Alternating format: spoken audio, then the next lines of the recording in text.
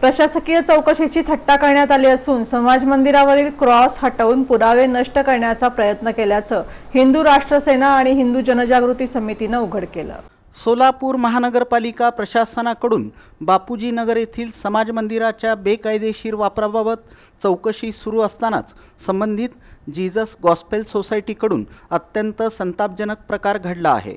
चौकशीच्या प्रक्रियेत उभे राहणारे पुरावे नष्ट करण्यासाठी इमारतीवरील धार्मिक क्रॉस चोरट्या पद्धतीने काढून टाकण्यात आला आहे।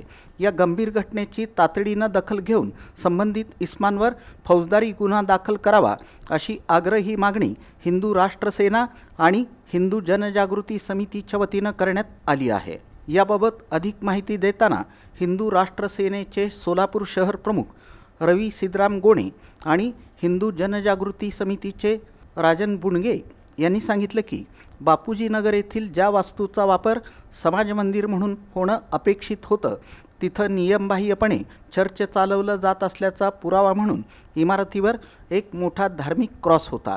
मात्र प्रशासकीय चौकशीची चाहूल लागताच स्वतःचा गुन्हा लपवण्यासाठी दत्तात्रय कानेपागुल आणि त्यांच्या साथीदारांनी हा क्रॉस जाणीवपूर्वक काढून टाकला असावा अशी शक्यता वाटते। शासकीय चौकशी सुरू असताना पुराव्यांशी छेडछाड करणं हा गंभीर फौजदारी गुन्हा आहे। पुराव्यांची जाणीवपूर्वक विल्हेवाट लावल्याबद्दल संबंधित व्यक्तींवर भारतीय न्याय संहितेअंतर्गत तातडीनं फौजदारी गुन्हा दाखल करावा।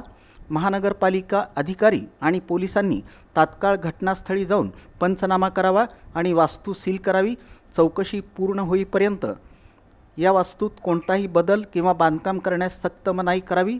प्रशासनानं या प्रकरणाची अत्यंत गांभीर्यानं दखल घेऊन येत्या 48 तासांच्या आत दोषींवर कायदेशीर कारवाई करावी।